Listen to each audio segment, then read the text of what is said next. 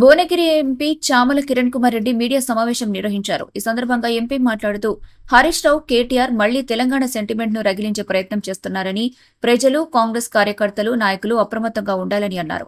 బనకచెర్ల బంకను మనపై రుద్దుదామని ప్రయత్నం చేస్తున్నారని అన్నారు. 6 నూరైనా బనకచెర్ల ప్రాజెక్టును కానివ్వమని ఛాలెంజ్ చేయాలంటే ప్రతిపక్ష నాయకుడైన కేసీఆర్ చేయాలి కానీ నువ్వు కాదని హితో పలికారు. దమ్ముంటే కేసీఆర్ దగ్గర నుంచి ప్రతిపక్ష హోదా తెచ్చుకుని ఛాలెంజ్ చేయమని సవాల్ విసిరారు. కేసీఆర్ మిగులు బడ్జెట్తో అధికారంలోకి వచ్చి 8 లక్షల కోట్ల అప్పు చేశాడని, తెచ్చిన అప్పును సక్రమంగా వినియోగించుకుంటే రాష్ట్రం ఎప్పుడో అభివృద్ధి అయ్యుండేదని అన్నారు. గత ప్రభుత్వం ఉద్యోగ నియామకాల నోటిఫికేషన్లకే పరిమితమైంది. మేము అధికారంలోకి వచ్చిన తర్వాత 60,000 ఉద్యోగాలు ఇచ్చామని గుర్తు చేశారు. పాత్రికేయ మిత్రులకు నమస్కారం.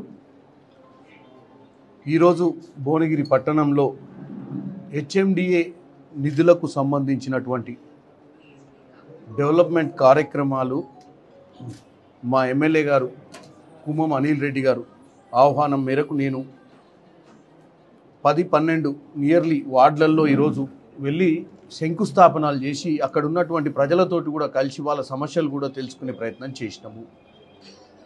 ముఖ్యంగా ఈరోజు ప్రజలకు, భువనగిరి పార్లమెంట్ నియోజకవర్గ ప్రజలందరికీ, ఇక్కడ టౌన్లో ఉన్న ప్రజలకు కూడా ఈరోజు ఒకే ఒక విషయం తెలియజేస్తున్నాం. ఎందుకంటే అక్కడ పోయినప్పుడు మాకు కొన్ని సమస్యలు మా దృష్టికి కూడా వచ్చినాయి.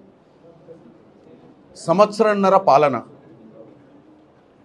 తెలంగాణ వచ్చిన తర్వాత 10 సంవత్సరాల మిగులు రాష్ట్రానికి ముఖ్యమంత్రిగా ఉన్నటువంటి కేసీఆర్ గారు రాష్ట్రంలో 8 లక్షల కోట్లు అప్పయింది.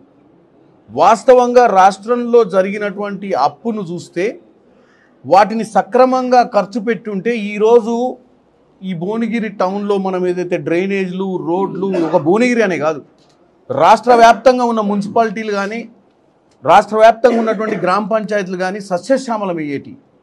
మరే ఆ రోజు నీళ్లు, నిధులు, నియామకాల నినాదంతో పోరాటం చేసినటువంటి టీఆర్ఎస్ పార్టీ బీఆర్ఎస్గా మారి మరి నీళ్ళు విషయానికి వస్తే ఇప్పుడే కుమ్మమణిలు అన్న చెప్పాడు, నిన్ననే నీళ్ల విషయంలో క్లారిటీ చర్చ జరిగింది. నిధుల విషయానికి వస్తే మనందరికి తెలిసిందే, ప్రతి నెల 8,000 కోట్ల రూపాయలు మనం మిత్తిలు కట్టే పరిస్థితికి వచ్చింది ఈ రాష్ట్రము. ఇంత ఆర్థిక ఇబ్బందులున్నా నియామకాల విషయానికి వస్తే కూడా మీకు తెలుసు, గతంలో గ్రూప్ 1, గ్రూప్ 2, గ్రూప్ 3, గ్రూప్ 4 నోటిఫికేషన్లకే పరిమితమయ్యారు తప్ప పరీక్షలు పెట్టాలన్న చిత్తశుద్ధి లేకుండా పరిపాలించినటువంటి దౌర్భాగ్య పరిస్థితి బీఆర్ఎస్ పాలనలో. కానీ ఈరోజు వచ్చిన సంవత్సరన్నరలో మేము వీలైనంత మటుకు 60,000 ఉద్యోగాలు భర్తీ చేయడం జరిగింది.